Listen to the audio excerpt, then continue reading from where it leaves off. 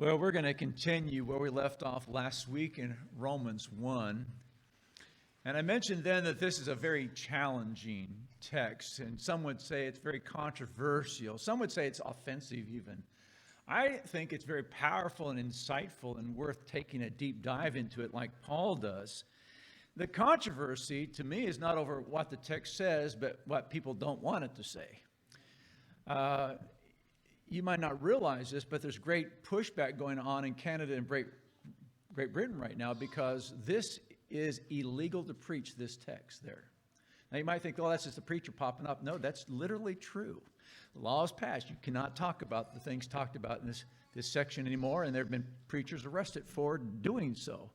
President Obama said that this is the most obscure passage in the Bible. And then he added on, he says, but my faith doesn't rest on this passage. It's not central to my faith, he says. Now, the LGBTQ has reinterpreted this with a wide variety of ways. What I hope to do today is just slow down and patiently take a look at the text once again. So we're going to start where we did last time in chapter 1, going verses 18 through verse 32. For the wrath of God is revealed from heaven against all ungodliness and unrighteousness of men who suppress the truth in unrighteousness. Because that which is known about God is evident within them, for God made it evident to them. For since the creation of the world, his invisible attributes, his eternal power and divine nature have been clearly seen, being understood through what has been made, so that they are without excuse. For even though they knew God, they did not honor him as God or give thanks, but they became futile in their speculations, and their foolish heart was darkened. Professing to be wise, they became fools, and exchanged the glory of the incorruptible God for an image in the form of corruptible man, and of birds, and four-footed animals, and crawling creatures. Therefore, God gave them over in the lust of their hearts to impurity, so that their bodies would be dishonored among them. For they exchanged the truth of God for a lie, and worshipped and served the creature rather than the Creator, who is blessed forever. Amen. For this reason, God gave them over to degrading passions, for their women exchanged the natural function for that which is unnatural. And in the same way also men abandoned the natural function of the women and burned in their desire toward one another, men with men committing indecent acts and receiving in their own persons the due penalty of their error. And just as they did not see fit to acknowledge God any longer, God gave them over to depraved mind to do those things which are not proper, being filled with all unrighteousness, wickedness, greed, evil, full of envy, murder, strife, deceit, malice. They are gossips, slanderers, haters of God, insolent, arrogant, boastful, inventors of evil, disobedient to parents, without understanding, untrustworthy, unloving, unmerciful. And although they know the ordinance of God, that those who practice such things are worthy of death, they not only do the same, but also give hearty approval to those who practice them. Now, last week, we started at the beginning there looking at the wrath of God. The wrath of God that was revealed against all ungodliness and unrighteousness. Ungodliness, that's the attitude towards God. Unrighteousness, the attitude towards fellow man. And his wrath is poured out towards those who are ungodly and unrighteous. They did not acknowledge God. They suppressed the truth about God. That's his point. They didn't acknowledge God. That's his starting point. The wrath of God came because they didn't acknowledge him. They didn't honor him as God. And he says, but God is seen in everything around us. Verse 19, all the things he made, the cosmos. And the word cosmos means orderly. In all the order, the design, we can see the fingerprint of God, he says. And there is a telos, the word telos, purpose. There's a purpose there. There's a design that's seen in nature, he says. So we know there's a God. And then we got up to verse 24, and I want to look at verse 24. He says, therefore, God gave them over in the lust of their hearts to impurity, so that their bodies would be dishonored among them. Here is a text I want us to take a look at because I think it is very insightful about what is going on. It says that God gave them over to their lust to dishonor their bodies. That's what we're going to talk about for a few minutes. The lust of their hearts. Ungodliness, unrighteousness, sin of all kinds starts within. It begins within. He says within, it's the heart. And the heart, of course, is not the physical heart. We talk about the heart, the pumps. It's not what we talk about here, the heart. And we think about the heart sometimes, it's filled with emotion, and the heart is very emotional. And the Bible tells us that the Bible's emotional, but it tells us much more about the heart. In Matthew 9:4, it tells us that we think with our heart. As a man thinks in his heart, we read. The mind is part of the heart. We think with our heart. Acts 11th chapter, verse 23. They decided with their heart. They were to purpose in their heart. The heart is the will. The will of ours, man's will is our heart. And of course, there's the emotion of our heart. John 16:22, rejoice. That's an emotion. Mark 12:29, love with your heart. And so the heart is where things begin. It begins inside, not outside. It begins within us. And it begins with our lust and our desires. James, the first chapter, James chapter 1, tells us something very important. He says, let no one say when he's tempted, I'm being tempted by God, for God cannot be tempted by evil, and he himself does not tempt anyone. But each one is tempted when he's carried away and enticed by what? His own lust. Then when lust has conceived, it gives birth to sin. And when sin is accomplished, it brings forth death. He says sin begins with our own desires, our own lusts. When we talk about lust, we're talking about desires, we're talking about passions, of what we really want. It begins with what I really want. And he says that we didn't want it what God really wanted, so God says, okay, you can do what you really want. He gave us over to our passions, to our lust, to our desires. And lust are real. They are powerful. They are extremely powerful. We've all dealt with lust. Well, you realize that you've dealt with desire. You've dealt with these things, and it's powerful. In fact, Peter says, 1 Peter 2, verse 11, Beloved, I urge you as aliens and strangers to abstain from fleshly lust, which wage war against the soul. Wage war. You know, some people say, I don't know why Grandpa never talks about his time when he was in the Army and went to war. Why doesn't Dad talk about that? When I was 19 years old, I just got married, and the church we were going to had a jail ministry. And one of the older men at the church asked me if I would come and go to the jail ministry and have a Bible study with them. And I said, yeah, I'm glad to do that. And I went there, and I'll tell you, I was not cut out for jail ministry. I mean, I was wiped out that night. I mean, I was just not mature enough yet at 19 to be dealing with all the stuff that was going on in the jail. Now, some people do a really great job. Later on, after this, Lynn's dad started doing jail ministry, and he was responsible for literally scores of people being baptized from that jail ministry. But yeah, and I just was not good, and I was talking to the guy on the way back, and this guy that had taken me was such a nice guy. He'd been a member of the church for a long time. If there had been other men qualified, he had been one of the elders in the church. He was a school principal, well-liked in the community, well-known in the community, had built his own house, a gorgeous, beautiful house. And we began talking, and I was just telling him I wasn't ready. And somewhere along the line, he dropped this thing that, well, he'd been a lieutenant in the Army. And his time in the Pacific War, and being 19 years old and not being that smart at the time, I'd grown up with guns. I've always been around guns. I enjoy guns to the day. I like going shooting targets and things. I said, well, how do they decide which gun you get? You know, who gets the Tommy machine guns? Who gets a BAR? Who gets what, you know? And he says, they gave me a Thompson machine gun. And I thought, oh, that's interesting. And tell me about that. Well, I'm not going to all the details of that, but he started talking about that. And he talked about this battle that they had. It started in the morning, and they fought all day long and up to get to this cave. And they got to this cave, it's pitch black. And he says, we thought the battle was finally over. And he described all this stuff, and I began to get a little frightened because this man was changing in in everything. His countenance was changed. I mean, he began to sweat. He began to shake. His voice was starting to shake. And he was reliving this life and death struggle that he had.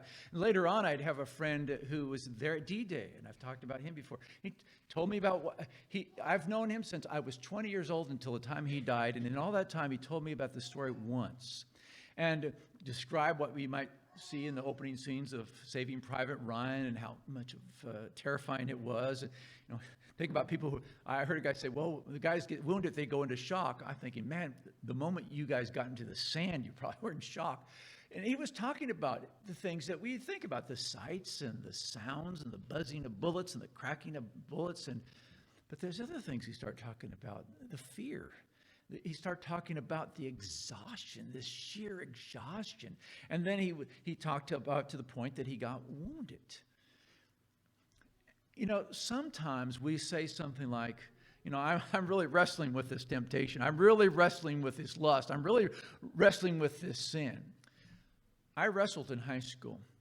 One thing about wrestling in any individual sports is that you find out that on any day when you're going out for a tournament, that half of you are going to win and half of you are going to lose. That's the way it works. 50% win, 50% lose. So I had my share of wins. I had my share of losses. We measure things in wins and losses. That was wrestling. Peter says this is war. In war, you measure things in life and death. He says this is not a wrestling match. This is a war. Your own lust are waging war against your very own souls. And so he urges us to abstain from these lusts that will wage war against the soul. And then he continues in verse 12. Keep your behavior excellent among the Gentiles, so that in the thing in which they slander you as evildoers, they may, because of your good deeds, as they observe them, glorify God in the day of visitation. He says here, they're going to slander you. Well, why would they slander us?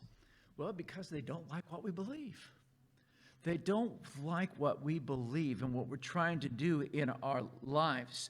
And in 1 Peter chapter 4, verses 3 and 4, he says, for the time already past is sufficient for you to have carried out the desire of the Gentiles, having pursued a course of sensuality, lust, drunkenness, carousing, drinking parties, and abominable idolatries. In all this, they're surprised that you do not run with them into the same excesses of dissipation, and they malign you. Have you ever been maligned? Malign means to spitefully criticize someone, a spiteful, critical manner, to spite you. I can't believe you don't do this. What's wrong with what we're doing? And then in 2 Peter 2, verse 18 and 19, he says, for speaking out arrogant words of vanity, they entice by fleshly desires, by sensuality, those who barely escape from the ones who live in error, promising them freedom while they themselves are slaves of corruption. For by what a man is overcome, by this he is enslaved.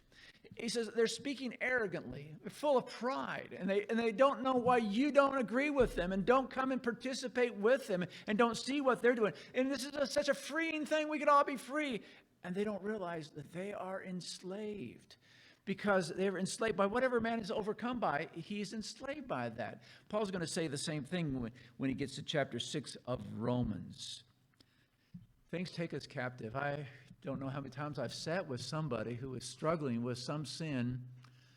I remember particularly a young man in his 20s, early 20s, and he called me and called me and called me. He came over to our house, and we lived over here at the church house so many times in tears, just crying. I can't stop drinking. Help me. I have got to stop this. I can't stop. Where do I go? The only thing left is for me just to kill myself. I can't stop anywhere else. I'm going to kill myself. This is tormenting me. I can't do it. He was tormented, the helplessness. It was impossible. And, by the way, this guy is not to be ridiculed. He was to be pitied and have compassion for him. I mean, all these people, we've all dealt with something. Maybe it was food. Maybe it was drugs. Maybe it was gossip and lying. Maybe it was our mouth, just what we say. Maybe it was nicotine. There's just things that we thought were going to be fun and give us freedom to start with, and we found out, no, we're slaves and we can't get rid of it. We've been bondage to this. Now, some of you know exactly what I'm talking about. You've gone to bondage of sin. I cannot stop. The helplessness, the painfulness, the humiliation of it all. Paul would come and say in 1 Corinthians, such were some of you. You've dealt with this kind of deal before where it just seemed impossible to get out of. You see, what I'm trying to get the point to is when Paul says he gave them over to the lust of their hearts, this is pretty powerful stuff we're talking about here. This is life-altering, life-changing, this life mentally changing everything. And then Jeremiah 13. This is interesting. Back in Jeremiah, we don't look at Jeremiah that often, but the prophets had so many things to say. Jeremiah 13, he's warning them about captivity. You're going to be captive. You're going to be taken into captivity. He's talking about a physical captivity, but he's also talking about a moral captivity that they're already involved in. In Jeremiah chapter 13, he says, if you say in your heart, why have these things happened to me? Because of the magnitude of your iniquity, your skirts have been removed and your heels have been exposed. Because of the extent of your iniquity, your passions and lust have led you to such extreme sin. The skirts have been removed. Your heels have been exposed. It's an image actually of rape. You've just been humiliated by this sinful nature. And then he goes on in verse 23. Can the Ethiopian change his skin? Are the leper his spots? Then you also can do good who are accustomed to doing evil. He asks this crazy question. Can an Ethiopian change his skin or a leper change his spots? And what say you? Well, of course not. And Jeremiah's not an idiot. He's not out of touch with reality. He knows that there's no way a leopard is going to change his spots, and there's no way an Ethiopian can change the color of his skin. It's an impossibility, he says here. That's just not going to happen. And what he's telling him is sin is so ingrained in you. It's so much a part of you. It's now become a natural thing that you just do. How are you going to change? It'd be like a leopard changing his spots. It'd be like an Ethiopian changing the color of his skin. It's impossible to change. Now, verse 23 at the end there, this is the New American Standard. I think the NIV is clearer. Neither can you do good who are accustomed to doing evil. This is the illustration of what Peter said. They become captive. It's just hardly no way out. What are they going to do? The Holman Bible, the Holman Christian Standard says, if so, you might be able to do what is good, you who are instructed in evil. If they can change the spots, they can change their color. Well, maybe you can change. He's just talking here about how strong our sinful nature becomes. It becomes ingrained in us. Lust and desire is strong, and it is destructive to us. And one of the hard things about lust sometimes is you can confuse lust with love.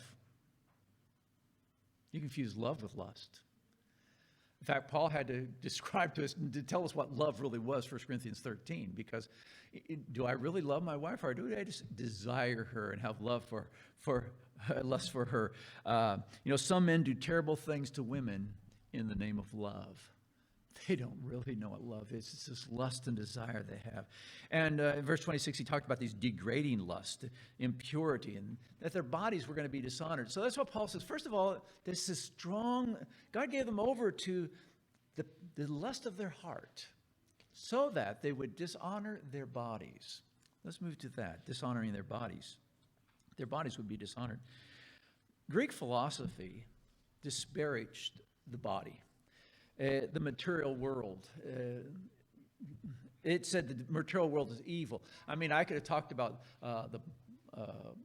those who follow Plato, the Stoics, the Gnostics. I mean, we just list all the different Greek philosophies. I'm just going to put them under umbrella, the Greek philosophies, because almost all of them do the same thing. They just say flesh is evil, it's sinful. Our flesh, our bodies are sinful, and they are evil.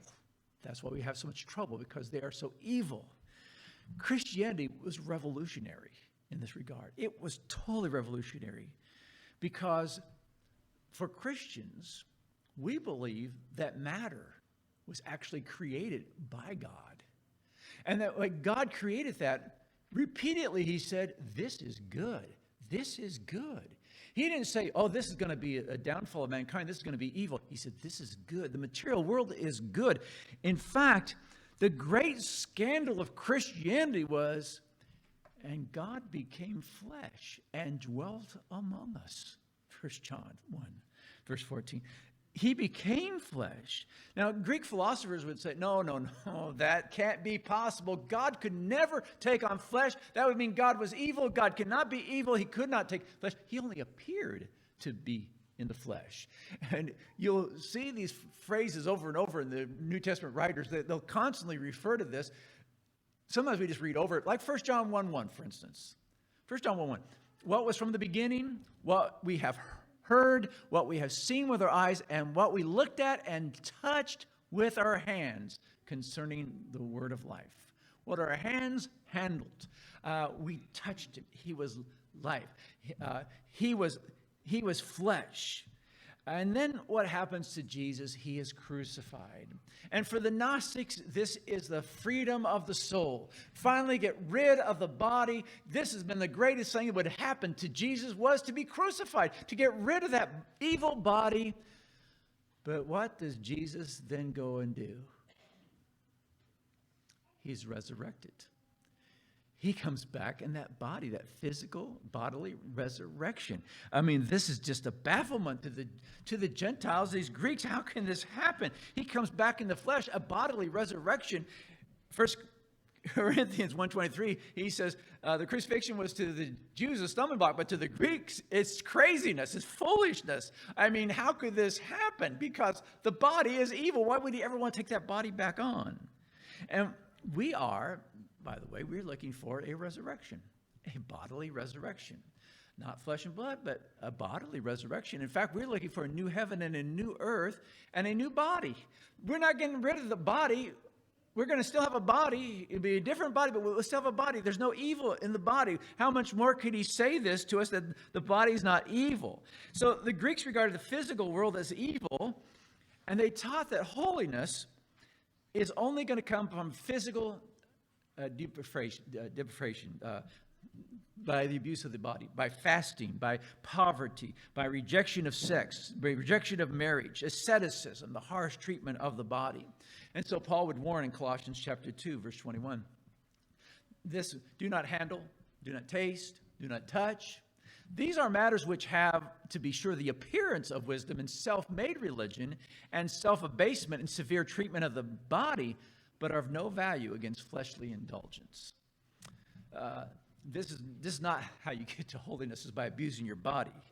The body, in Christianity, the body is not the source of corruption. What is? The heart, right? And Jesus' Sermon on the Mount, what is he going to do? He says, look, you've heard it said this, but it goes back deeper. It goes back to your heart. It goes back to the way you're thinking, the way you're feeling about these things. It goes way back.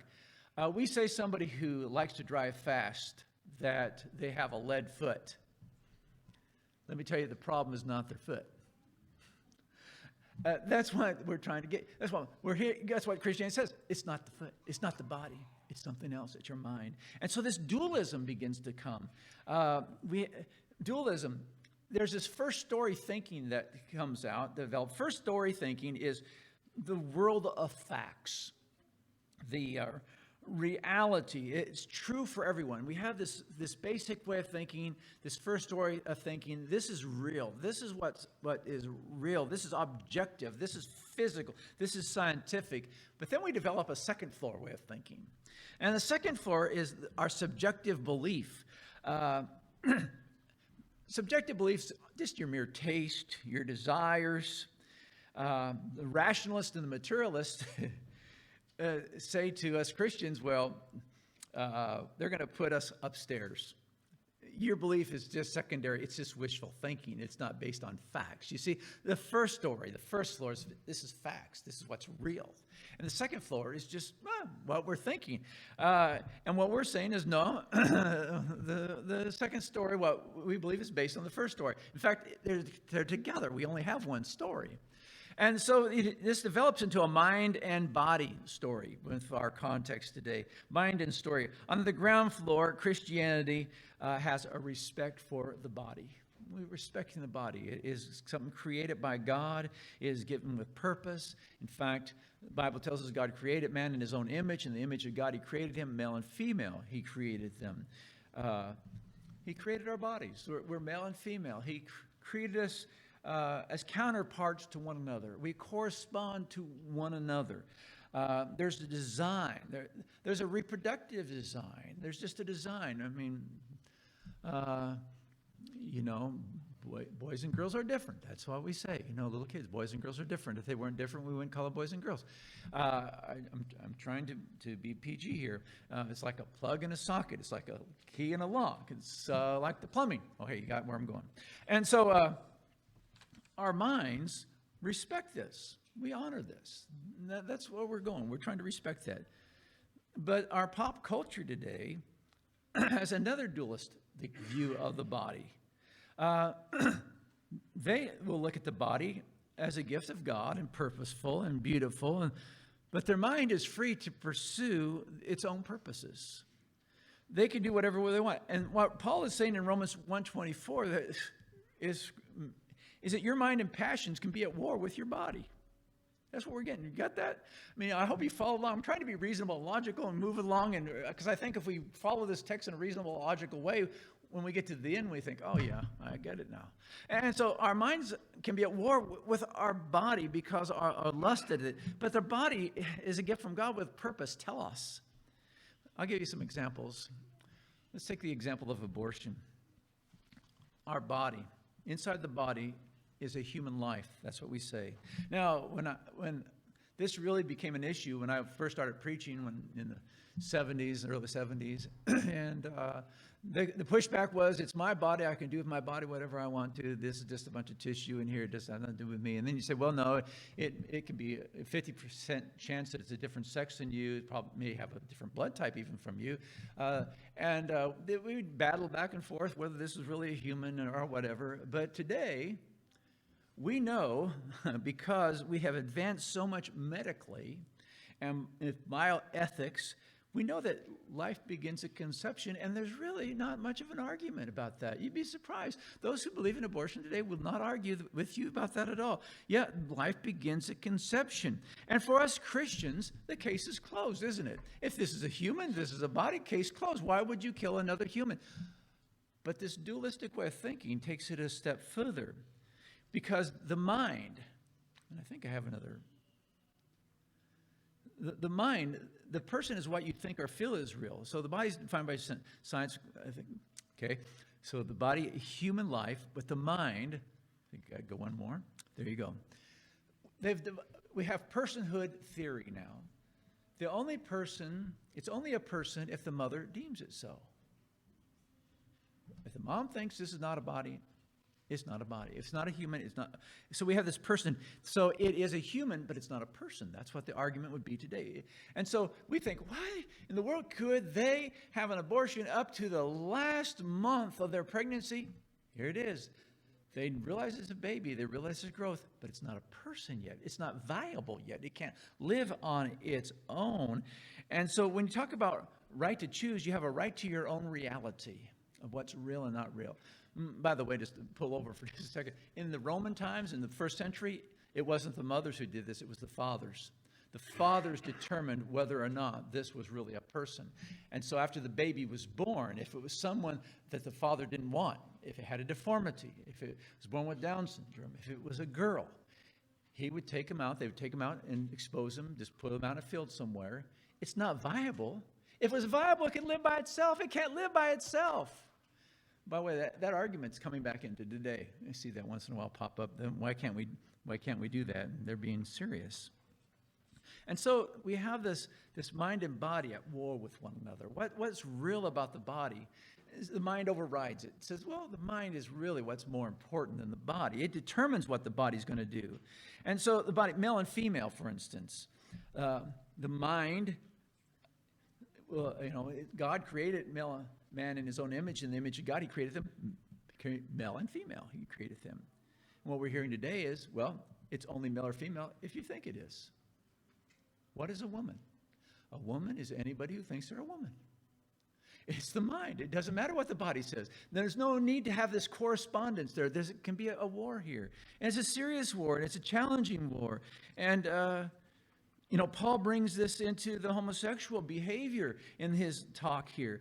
Should moral behavior and choice be directed by our body and the purpose and telos of the body, or does it have or the body has nothing to do with this, only what you think in your mind?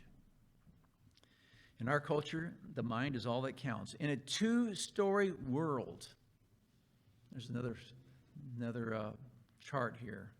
In a two-story world, thoughts win out. The mind wins out. You wonder why a lot of the stuff's going on in our world today. It's not a surprise when you realize what Paul's been talking about in this two-story way of thinking. It's just the mind wins out. There's a war going on, and the mind wins the war every time in our culture. It's the thoughts that win out. And again, we go back to Jesus in the Sermon on the Mount and the seriousness of it he brings. So, I hope you followed me so far. All this goes back to the very beginning of what Paul was talking about there in verse 18 through 21. For the wrath of God is revealed from heaven against all ungodliness and unrighteousness of men who suppress the truth in unrighteousness, because that which is known about God is evident within them, for God made it evident to them. For since the creation of the world, his invisible attributes, his eternal power and divine nature have been clearly seen, being understood through what has been made, so they're without excuse. For even though they knew God, they did not honor him as God or give thanks, but they became futile in their speculations, and their foolish heart was darkened. Every worldview, whether you're a Christian or an atheist, comes from your view of nature, how you view nature around you. The materialist nature is by blind chance. It is a collection of cells. The Christian view says, no, there is a God, there is a creator, there is a designer.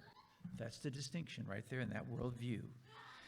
Something happens when you reject God. That's what Paul says. Something happens when you reject God. God gives you over to the lust, and your bodies can be dishonored. Later on, Paul's going to say something real important in Romans, the 12th chapter, to kind of bring this into the context. Therefore, I urge you, brethren, by the mercies of God, to present your bodies a living and holy sacrifice, acceptable to God, which is your spiritual service of worship, and do not be conformed to this world, but be transformed by the renewing of your mind, so that you may prove what the will of God is, that which is good and acceptable and perfect. Hebrews says we can train ourselves to distinguish between good and evil, because our minds need to be transformed by the renewing of God. This is why Paul says, I'm not ashamed of the gospel, because it's the power of God for salvation. You could hear someone say, well, you know it, but everyone sins. Does that mean that everyone's good, or that we're all in trouble? I think Paul's trying to make the point, we're all in trouble. Not something to ridicule, make fun of. This is something to be compassionately concerned about. And he says, that's why I'm not ashamed of the gospel. That's why I want to come to Rome. I want to preach this, because we desperately need a Savior. And for Christians, don't water this section down by trying to be loving to people who are stuck. Realize the loving thing is to let them know there's a battle, and that through Christ you can win the battle. The victory can be ours. Wow. What an intense sermon for Father's Day. But it's some good stuff. I hope we can bring it out in such a way that will help us understand how God loves us and how much he wants to change us. And he realizes what we're going through today. We're going to stop and extend the invitation. Why put this off any longer? You know what you need to do. Become a Christian. Be free from the sin. Have the forgiveness of your sins. And the blood of Jesus will continually cleanse you from sin as you continue the battle, as you continue the fight, continue the struggle. Every Christian will tell you, this doesn't happen overnight.